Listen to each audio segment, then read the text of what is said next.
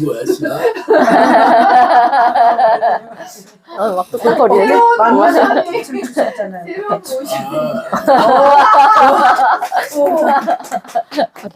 그냥 가봅시다. 네, 알겠습니다. 네.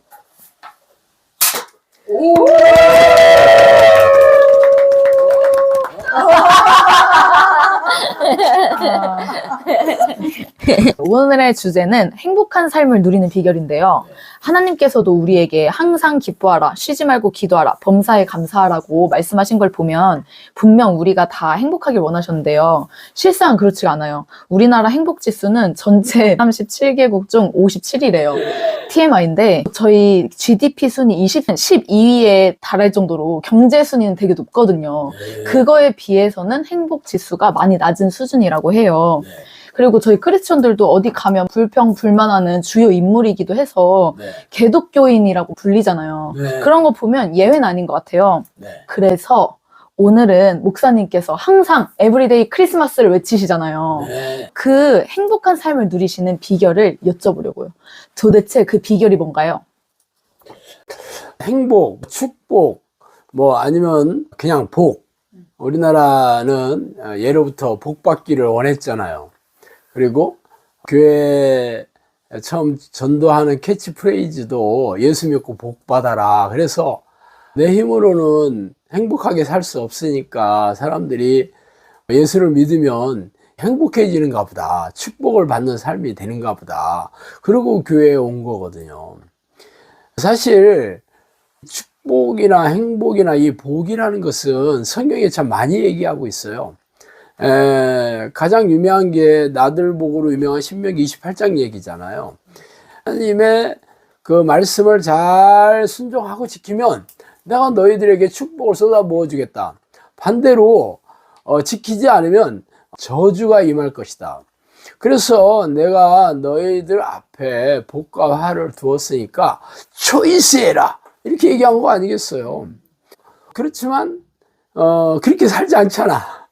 교회는 열심히 다녀도 내가 하나님의 뜻, 예수님의 명령을 열심히 지켜야겠다. 그렇지 않아요.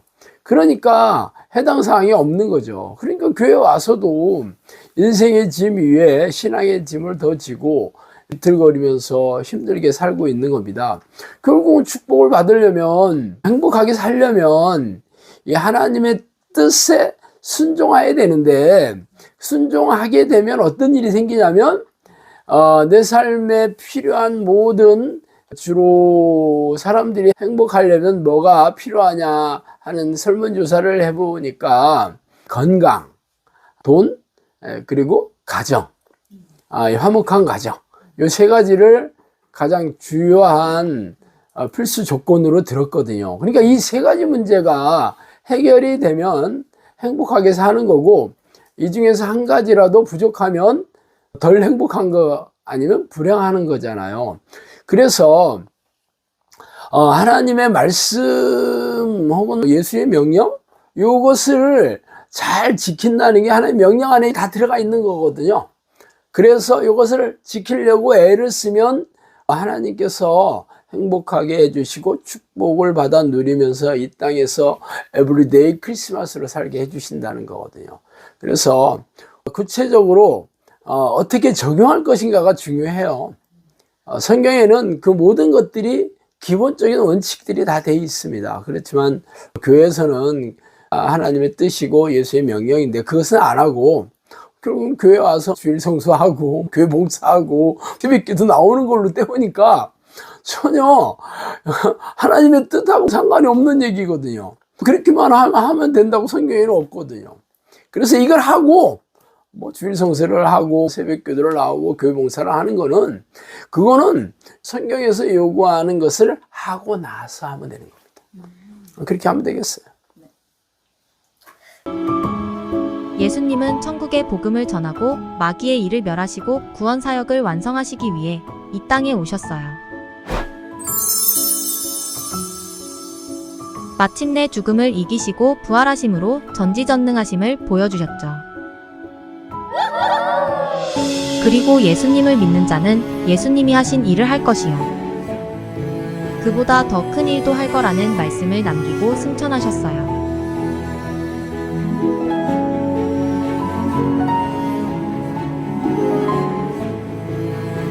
예수님께서 공생의 기간 동안 하신 주된 일은 귀신을 쫓아내고 병을 고치는 것이었어요.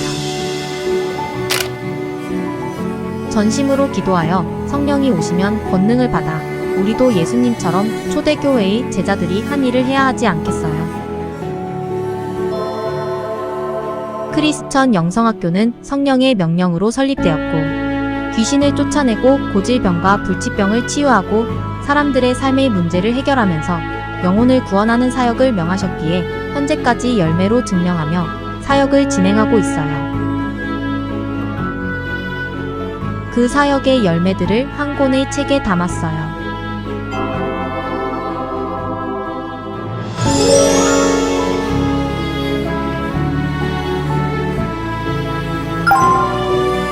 (2024년 2월) 말 전국의 온오프라인 서점에서 만나보실 수 있습니다.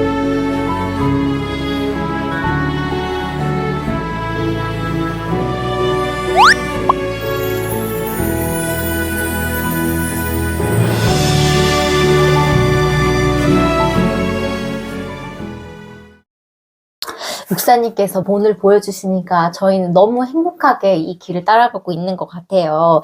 그래서 저도 하나님 안에서 더 행복해지고 싶은 마음이 막 샘솟는 것 같은데요. 목사님 사역을 근데 하시다 보면은 행복할 때도 있지만은 꼭 평안을 유지하지 못할 때도 있잖아요. 그럴 때는 어떻게 평안을 유지하시나요? 사실 예를 들어서 내가 뭐 살아가는 생계비가 부족하다, 아니면 지금 내가 고질병이나 심각한 질병에 걸릴 수도 있고, 또 배우자나 자녀들하고 불화를 겪을 때 그런 일이 생기면 일단 마음이 걱정이 되고 염려가 되고 불안해지고 급해지고 또 짜증이 나고 분노가 일어나고 또 어떻게 보면 억울한 생각도 들고 또 열심히 해서 안 되면 절망스럽기도 하고 좌절감도 생기고, 이런 것들이 전부 부정적인 생각인데 성경에서는 이런 것을 하나님을 믿지 못하는 불신앙이라고 합니다. 그러니까 하나님을 믿는 사람들은 하나님께 이 모든 삶의 문제들을 다 맡기고 하나님께서 다 해결해 주실 거라는 생각을 가지고 살아가야 되는데, 이걸 받아들이게 되면 이게 불순종으로 하는 거죠. 나를 믿으라는데 왜 안 믿냐? 이게 불순종이잖아요. 불순종 자체가 죄예요. 하나님은 전지전능하신 분이고, 예레미야에 보면 나는 모든 육체의 하나님이라 내가 못할 것이 있겠느냐 그렇게 얘기하시잖아요. 그런데 걱정하는 거는 하나님이 해주실 거라는 믿음이 부족하고, 환경을 보니까 너무 두렵고 도저히 이건 해결되지 않을 거라는 그런 생각들이 사라지지 않고, 그러다 보니까 마음이 어두워지고 힘들어지고 절망스럽고 이런 거거든요. 그러니까 상황을 보거나 환경을 보면 안 되는 거예요. 전지전능한 하나님이 당연히 해주시겠지 하면서 그 부정적인 생각들을 계속 예수 피, 예수 보혈의 공로를 의지하면서 쫓아내야 되는 거죠. 그래서 저는 사역을 할 때라든가 혹은 삶에 이런저런 문제에 닥쳤을 때 걱정이나 염려나 이런 부정적인 생각들이 들어오면 받아들이지를 않고, 사실 환경이 그런데 어떻게 그런 생각이 안 들겠어요. 그러니까 싸워야 되는 거죠. 그럴 때는 예수피를 얻으면서 이 생각을 넣어주는, 부정적인 생각을 넣어주는 악한 영들을 쫓아내고 마음이 밝아질 때까지 기도를 합니다. 그럼 많은 사람들이 그래요. 기도만 하면 되냐 많이 물어보더라고요. 아니 그럼 이 산적한 문제들을 해결을 하지 않고 기도만 하면 뭐 알아서 자동적으로 없어지냐라고 그렇게 얘기하는 사람 많아요. 내가 할 수 있는 건 해야 됩니다. 기도만 한다고 되는 건 아니죠. 예를 들어서 자동차 문을 열어놓고 하나님이 계시니까 나는 그냥 집에 와도 돼, 이건 아니잖아요. 자동차 문은 잠궈야지. 말하자면 이런 거죠. 그러니까 내가 할 수 있는 건 하는 거죠. 그렇지만 할 수 없는 거에 대해서 하나님께 맡긴다는 거예요. 예를 들어서 내가 돈이 부족하다, 생계비가 부족하다 그러면 직장을 찾아야 될 거잖아요. 근데 나는 뭐 이 정도 수입이 안 되면 안 가. 나는 그 정도 수입이 꼭 돼야만 거기를 다닐 거야. 그런 건 아니잖아요. 그러니까 내가 뭐 직장에 나이든지 뭐 돈을 벌 수 있는 것을 찾아서 일을 해야 되는 거고, 그럼에도 불구하고 내가 신체적인 문제가 생기거나 아니면 진짜 직장을 구하고 싶어도 이게 잘 안 돼. 취준생들 보면 진짜 아무 데는 갈 수는 없잖아요. 그러니까 어느 정도 내가 욕심은 부리지 않았어도 어느 정도 이 정도의 수준은 돼야지 다닐 수 있는데, 이런 거라면 워크넷이라든가 여러 가지 생활 정보지라든가 아니면 지인을 통해서라든가 이게 직업을 구하겠는데, 아무리 구해도 마땅한 데가 없다 그러면 내가 할 도리는 하는데 안 열리는 거잖아. 이럴 때는 기도하시는 거죠. 하나님께 간절하게 먹고 살게 해주시겠다고 약속하셨으니까 또 나도 열심히 일할 생각도 있고 하고 싶어 하는데 환경을 열어달라고 기도하는 거죠. 돈의 문제라면 그렇고 건강도 그렇죠. 건강을 지키기 위한 본인이 할 수 있는 건 안 하면서 건강해지기를 바라는 거는 문제가 있잖아요. 예를 들어서 맨날 술 먹고 담배 피고 또 뭐 운동도 안 하고 몸 관리도 하나도 안 하고 그러면서 건강 지켜주세요 하고 기도만 한다는 거는 자신이 할 일까지도 하나님께 해달라는 거니까 이건 성경의 원칙은 아니죠.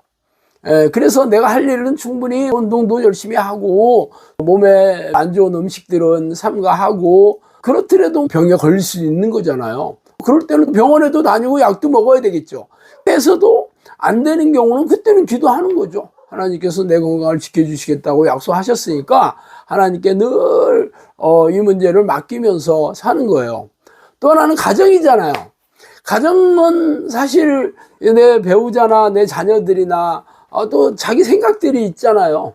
그러니까 내가 먼저 가족들을 사랑하는 마음, 불쌍히 여기는 마음, 이해하는 마음, 배려하는 마음, 또 사려 깊게 겸손하게 그들의 입장에서 잘 들어주고 그러면 사실 부딪힐 일이 없는데, 대부분 내 생각에 잘 안 따라오면 강압적으로 고집을 부리고 대부분 가장들이 주로 그런데 거의 가부장적으로 배우자나 자녀들에게 요구한다면 당연히 껄끄러운 관계가 되고 냉랭한 관계가 되고 그렇잖아요.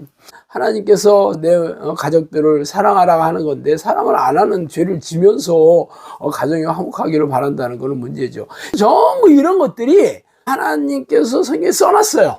이런 식으로 하고 나서 늘 하나님께 맡기는 삶을 살면 된다. 네가 할 일은 네가 하고 사람이 할 수 없는 일은 하나님께 맡기면 당연히 행복하게 성경에 써 있잖아. 그러니까 늘 기도하면서 그렇게 살면 됩니다. 네, 목사님 말씀대로 기도하면서 문제들이 해결될 때까지 내가 할 것들은 하고 또 하나님께 기도도 드려야 한다 이렇게 얘기를 하셨는데, 근데 또 기도하는데도 해결이 안 되는 경우들도 생겨나잖아요. 네, 맞습니다요. 맞고요.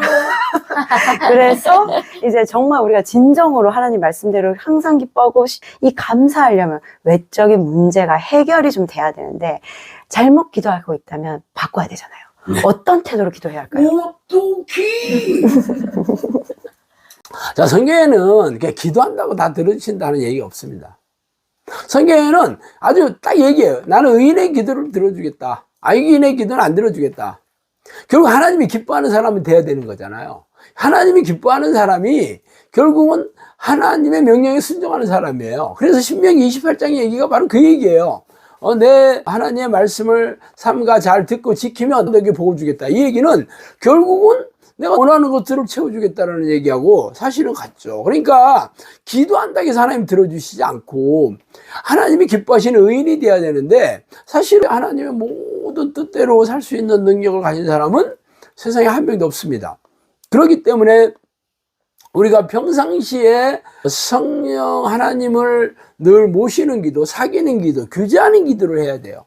하나님은 늘 쉬지 말고 기도해라, 전심으로 기도해라, 항상 마음을 다해서 뜻을 다해서 힘을 다해서 나를 찾아와라, 나는 너와 하루 종일 함께 하기를 원한다. 이게 하나님이 원하시는 뜻이고, 그분이 우리의 주인이자 왕이자 우리 하나님이고 우리는 그분의 자녀고 종이고, 사람을 만든 목적이 하나님의 영광을 받기 위해서, 찬송을 받기 위해서 만들었잖아요. 그럼 하나님의 뜻을 우리가 성실하게 지키고 순종하는 거 하나님 기뻐하시잖아요. 그러니까 이건 내 힘대로 안 되니까 성령님이 내 안에 들어오셔서 네, 죄를 깨닫게 해주시고 또한 말씀대로 살 수 있는 능력을 주셔야 됩니다. 그래서 늘 하나님과 교제하고 하나님과 늘 사귀는, 동행하는 이런 영적 습관, 기도와 말씀의 습관을 들인 사람들이 기도할 때 하나님께서 들어주시고 문제를 해결해 주시고 행복하게 살게 해주십니다.